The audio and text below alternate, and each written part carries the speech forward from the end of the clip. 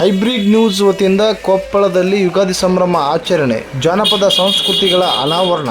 ನಗರದ ಪಾನಗಂಟಿ ಕಲ್ಯಾಣ ಮಂಟಪದಲ್ಲಿ ಯುಗಾದಿ ಹಬ್ಬದ ಪ್ರಯುಕ್ತ Kavita media source private limited, hybrid news Kannada ಸುದ್ದಿವಾಹಿನಿ ಮತ್ತು ಮಹಿಳಾ ಧ್ವನಿ ಸಂಸ್ಥೆಯ ವತಿಯಿಂದ ಯುಗಾದಿ ಸಂಭ್ರಮ ಕಾರ್ಯಕ್ರಮವನ್ನು ಆಯೋಜಿಸಲಾಗಿತ್ತು. ದೀಪ ಬೆಳಗಿಸುವುದರ ಮೂಲಕ ಕಾರ್ಯಕ್ರಮವನ್ನು ಉದ್ಘಾಟಿಸಿ ಮಾತನಾಡಿದ ಸಮಾಜ ಸೇವಕರಾದ ಶಾರದಾ ಪಾನಗಂಟಿಯವರು, ಹಬ್ಬ ಹರಿದಿನಗಳನ್ನು ಆಚರಿಸುವ ಮೂಲಕ ನಮ್ಮ ಸಂಸ್ಕೃತಿಯನ್ನು ಉಳಿಸಿಕೊಳ್ಳಬೇಕಾಗಿದೆ. ಈ ಯುಗಾದಿ ಹೊಸ ವರ್ಷದ ಆರಂಭದ ದಿನದಂದು ಹೈಬ್ರಿಡ್ ನ್ಯೂಸ್ನವರು ಗ್ರಾಮೀಣ ಸೊಗಡಿನ ಕಾರ್ಯಕ್ರಮವನ್ನು ಆಯೋಜಿಸಿರುವುದು ತುಂಬ ಖುಷಿಯ ಸಂಗತಿ ಎಂದು ತಿಳಿಸಿದರು. ಇದರಿಂದ ಯುವ ಪೀಳಿಗೆಗೆ ನಮ್ಮ ಆಚರಣೆಗಳ ತಿಳುವಳಿಕೆ ಮೂಡುತ್ತದೆ ಎಂದರು. ಕಾರ್ಯಕ್ರಮದ ಅಧ್ಯಕ್ಷತೆಯನ್ನು ವಹಿಸಿದ್ದ ಹಿರಿಯ ಸಾಹಿತಿಗಳಾದ ಮಹಾಂತೇಶ್ ಮಲ್ಲನಗೌಡರು ಮಾತನಾಡುತ್ತಾ, ಯುಗಾದಿ ಹಬ್ಬವನ್ನು ವೈಜ್ಞಾನಿಕ ಕಾರಣದಿಂದ ಆಚರಿಸುತ್ತೇವೆ. ಈ ಬೇಸಿಗೆ ಕಾಲದಲ್ಲಿ ಎಣ್ಣೆ ಸ್ನಾನ ಮಾಡುವುದು, ಬೇವು ಬೆಲ್ಲದ ಪಾನಕವನ್ನು ಕುಡಿಯುವುದು ದೇಹಕ್ಕೆ ಉತ್ತಮ ಎಂದು ತಿಳಿಸಿದರು. ಗ್ರಾಮೀಣ ಸೊಗಡಿನ ಪರಂಪರೆಯನ್ನು ಉಳಿಸುವ ಕಾರ್ಯವಾಗಬೇಕಿದೆ ಎಂದರು.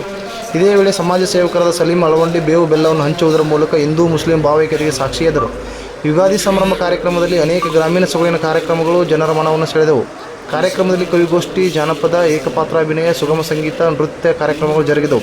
ರಾಯಚೂರಿನ ಮಲ್ಲಿಕಾರ್ಜುನ ಗೌಡ ಜನಪದ ಕಲಾ ತಂಡ ಮತ್ತು ಹಿರಿಯಡಗಲಿಯ ಮಹಿಳಾ ಜನಪದ ಕಲಾ ತಂಡ, ಅಪ್ಪು ಡ್ಯಾನ್ಸ್ ಅಕಾಡೆಮಿ ಕಲಾ ತಂಡ ಭಾಗವಹಿಸಿದ್ದರು.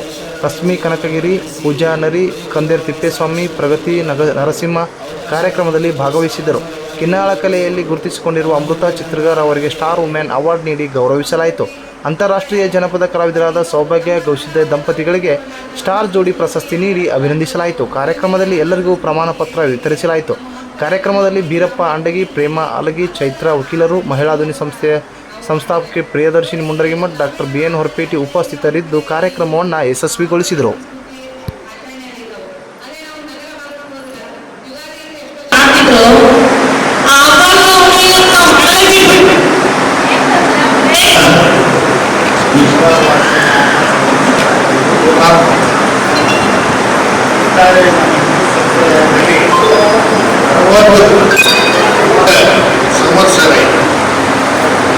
ಸಮುದಾಯದ ಪ್ರಕಾರ ಶಾಂತರ ವರ್ಷದ ಜನಕ್ಕಾಗಿ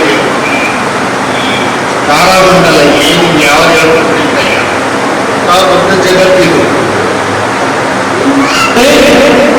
ವರ್ಷ ಹಾದಿಯಲ್ಲೇ ದಾರಿ. ಸೊ ವರ್ಷದ ದಾರಿಯಲ್ಲಿ ನೋಡಿ, ಹ್ಯಾಪಿ ನ್ಯೂ ಇಯರ್. ಆ ಹ್ಯಾಪಿ ನ್ಯೂ ಇಯರ್ ಮಹಾನ್ ಚೇತನರು ಪ್ರವಚನದಿಂದ ಪ್ರಸಿದ್ಧರಾದ ದಾಸೋಹದಿಂದ ಹಸಿವು ನೀಗಿಸಿದ ಪ್ರವಚನದಿಂದ ಪ್ರಸಿದ್ಧರಾದ ದಾಸೋಹದಿಂದ